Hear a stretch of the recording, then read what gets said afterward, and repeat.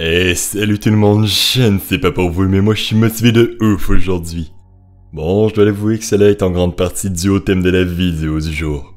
Comme vous l'aurez vu sur la miniature, je m'attaque aujourd'hui à l'univers d'un auteur qui m'a marqué comme peu d'écrivains. Et oui, aujourd'hui j'aimerais vous faire découvrir le travail de H.P. Lovecraft. Bon, comme vous l'aurez sûrement remarqué au ton de ma voix, je suis un fan de l'univers Lovecraftien. Et ce depuis... je ne sais pas exactement, mais bon... Je me rappelle que j'étais tout jeune à l'école. Ma fascination pour l'univers de l'horreur me vient en grande partie de ces livres que j'ai dévorés dès mon plus jeune âge. Sa manière de décrire le mal à l'état pur, c'est en quelque sorte ce qui m'a donné le goût de me plonger plus loin dans les abysses de l'horreur. Et sans ses écrits, je ne crois pas que je ferais des vidéos telles que je l'ai fait. Et c'est pour ça qu'aujourd'hui j'aimerais partager avec vous ce merveilleux univers. En quelque sorte vous ouvrir la porte pour vous permettre de voir un fragment des merveilles que H.P. Lovecraft nous a léguées. Avant de parler de son univers, je me dois au préalable de vous parler un peu de l'auteur lui-même. Car pour décrire un titan, il faut d'abord parler de la personne qui a créé ce dernier. Howard Philip Lovecraft est né le 20 août 1890, à Providence dans le Rhode Island. Son enfance fut assez mouvementée. Son père mourut alors que Howard était encore tout jeune. Après la mort de ce dernier, il s'installa avec sa mère dans la demeure familiale de la branche matriarcale. C'est là que le talent du jeune Lovecraft fut pour la première fois mis à l'avant. Déjà à l'âge de 3 ans à peine, il était capable de réciter des poèmes simples, chose qui fut immédiatement observée par son grand-père. Il décida de nourrir le talent du jeune garçon. La première action que ce dernier entreprit fut de lui fournir un accès quasi illimité à sa bibliothèque personnelle. Il commença par lui montrer les classiques littéraires et la poésie, mais également des récits d'horreur de sa propre création, le tout dans le but d'amuser son petit-fils. En 1904, le grand-père maternel de Lovecraft mourut. Cela eut un effet catastrophique sur la psyché du jeune garçon. En plus de cela étant le seul membre masculin de la famille, il fut mis en charge de la gestion des finances de la famille. Cela eut pour effet de presque mettre sa famille à la rue. La mort de son grand-père affecta tellement Lovecraft que ce dernier pensera durant une période à s'enlever la vie. Cette tragédie eut également des répercussions sur la plume du jeune homme. En effet, bien que Lovecraft est connu principalement pour ses récits d'horreur, ce ne fut pas les seuls écrits qu'il publia, loin de là. Au début de sa carrière, il se focalisa principalement sur la poésie, période durant laquelle il n'avait pas de contact avec le monde extérieur. Les seules interactions qu'il avait avec d'autres êtres vivants se limitaient à sa mère. C'est après cette période plutôt solitaire de sa vie que Lovecraft commença l'écriture de textes plus orientés vers l'horreur. Nombre de spécialistes des écrits Lovecraftiens s'accordent pour dire que l'écrivain passait par 3 styles d'écriture bien différents au courant de sa carrière. La première phase, si je peux l'appeler ainsi, se focalisait sur des histoires d'un style macabre, très proche de l'écriture de l'écrivain Edgar Allan Poe. Ces récits, bien que partageant l'univers de l'horreur, sont pour la plupart ancrés dans la réalité. La seconde partie fut focalisée sur l'univers des rêves. Contrairement à l'écriture du mythe de Cthulhu, ces dernières ne varient que très rarement de thème, qui a pour l'élément principal l'exploration de plusieurs plans honoriques. Et finalement, la dernière phase d'écriture, et non la moindre, fut son travail sur les œuvres entourant le mythe de Cthulhu.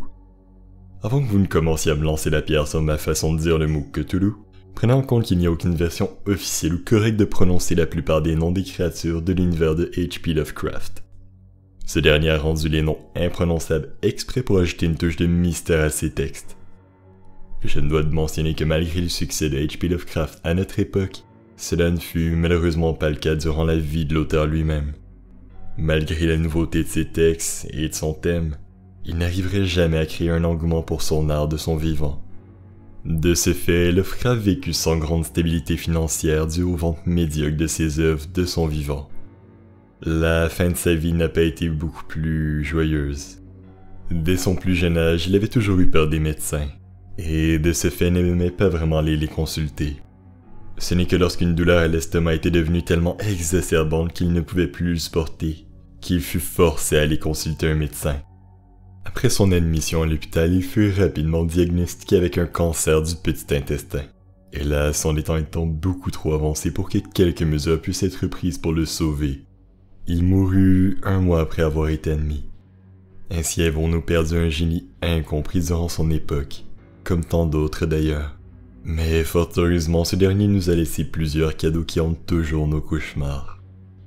Le nombre et les cris faits par Lovecraft sont très nombreux. La plupart des sources s'accordent pour dire que ce dernier a écrit plus de 100 textes durant sa vie, sans l'inclusion des textes non complétés bien sûr, et les nombreuses lettres qu'il a envoyées. Si l'on compte toutes les lettres que Lovecraft a écrites, eh bien on arrive à un chiffre qui est dans les environs de 100 000, ce qui n'est pas rien. Mais bref, je vais principalement parler de l'univers de Cthulhu, car ce sont les travaux de Lovecraft qui ont le plus résonné avec moi, et avec une plus grande partie des gens d'ailleurs. Un thème centré qui est présent dans la plupart des récits du mythe de Cthulhu. On y parle des créatures quasi omnipotentes, ou dans certains cas même omnipotentes.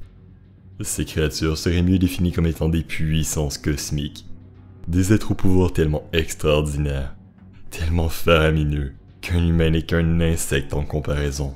Par le fait même, c'est un sentiment que Lovecraft fait ressortir à de nombreuses reprises dans ses textes.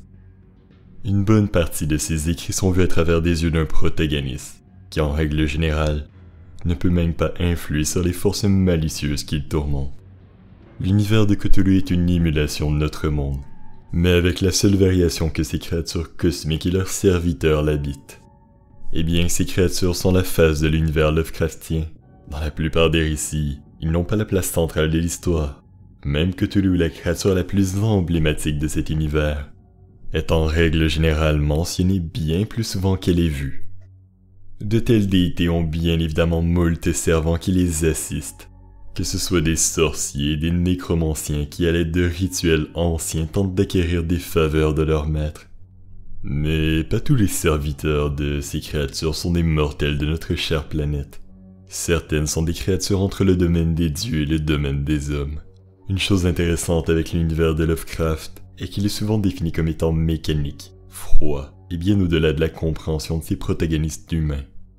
La première phrase de l'appel de Cthulhu émule ce point d'une manière tellement frappante que je me dois de vous le partager. Ce qu'il y a de plus pitoyable au monde, c'est, je crois, l'incapacité de l'esprit humain à relier tout ce qu'il referme.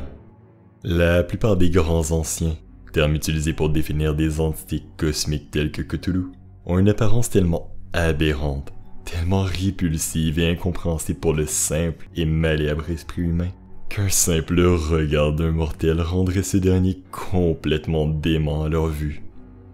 Je me dois également de parler rapidement de ce panthéon de créatures au pouvoir incommensurable.